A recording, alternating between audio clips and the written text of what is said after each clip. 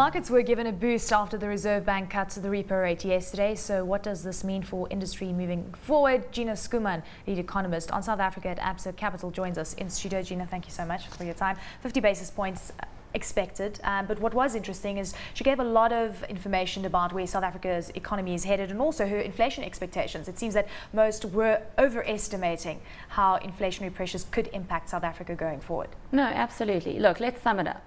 Inflation expectations have now been lowered enough to allow the Reserve Bank to cut rates for the sake of growth. But even though the decision itself wasn't surprising, what was quite surprising was the colour that the Reserve Bank provided to us on the state of the economy in the MPC statement. For example, inflation. Not only did they lower their short-term inflation expectations, but for the first time this year, the 2012 inflation expectations were brought down just a bit.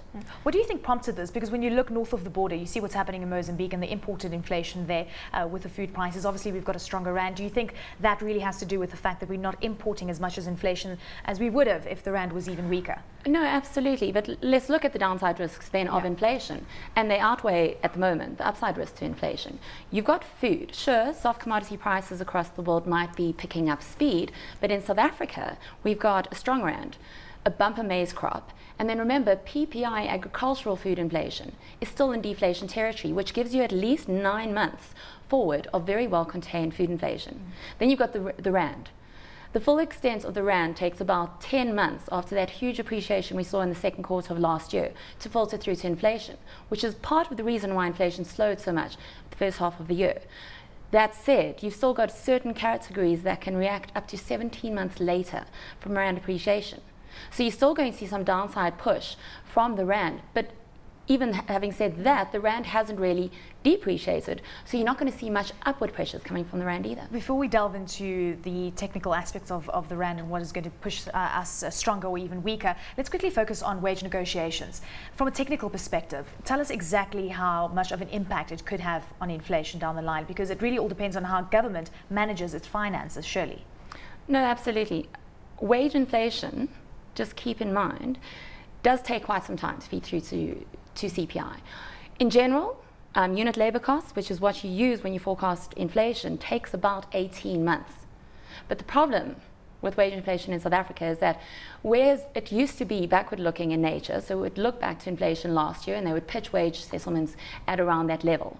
Currently, wage inflation is running far too in excess of CPI, and mostly because it's the prices of public goods such as electricity and water that have been escalating to the point where wage settlements are now being pushed at a much higher level than before.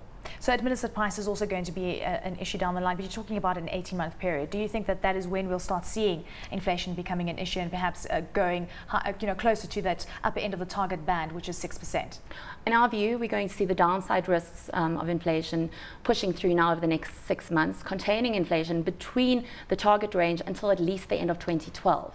After that, the upside risks in the form of wage inflation, administered prices, which are already a floor in the basket and pushing up, will, together with some rand weakness and possibly a rise in commodity prices, in other words, food inflation, start to push inflation above 6% by around 2030. And Jill Marcus was alluding to the fact that interest rates will probably remain unchanged until 2012. She wasn't really pointing to another interest rate cut. Where do you stand on this? Do you think we could see another rate cut, given the fact that many other emerging markets are, in fact, increasing their interest rates? And we're seeing the likes of Australia hiking and the Swiss National Bank doing the same, Canada as well. So we are starting to see a divergence of central banks not really working in the same synergy that they did during the crisis. Well, I think if you look at her last comment in the MPC statement, where she said further downward movements in interest rates is limited, but they will assess the data as it comes in. Now, based on that, we don't think they're going to move interest rates again until the first quarter of 2012. So rates on hold for longer. And only in the first quarter of 2012, the read-through to 2013 will be inflation rising above the 6% level. And as a result, they'll start to hike then by around 250 basis points. Retail sales are to be released as well relatively soon. And we know that consumers in South Africa are still waiting for that boost. Hopefully this will give us a bit of a boost to spend more, perhaps even de-gear and get rid of some of our debt. Overall, Gina, do you think that we are in good stead at this point in time? Because we are looking to the east. Unfortunately, we are getting pressures from the developed world as well. But emerging markets, the flavour of the month, and so too is South Africa. Absolutely. And I think to the Reserve Bank's credit yesterday, the amount of colour they provided to us on the economy, together with another rate cut, just to signal that they are willing to help the economy if necessary. I do think we're primed at least to grow by around 3% this year. All right, looking at the competitiveness of South Africa, because we're dropping in the ranks as we go along. Each year we drop. Looking at that, looking at the wage negotiations as well that have come through, and also the mining industry, production is just it keeps on dropping. Unfortunately, it's one of those industries that haven't rebounded. Do you think it's got to do with the rand, or do you think that we need to look at other policy changes to perhaps boost this sector and our competitiveness? I do think it's interesting to look at competitiveness in South Africa excluding the currency. So in other words, look at the other things that keep us from being competitive. Efficiency, look at our ports, look at our distribution network, look at labour productivity. All those together, of course, will push down your competitiveness. So yes, I do think that excluding the rand, we're not as competitive as we should be. All right, what is your forecast for the rand? We're sitting at around 7.19 last I checked. It could have strengthened since then. Your view on the rand, where to from here by the end of 2010?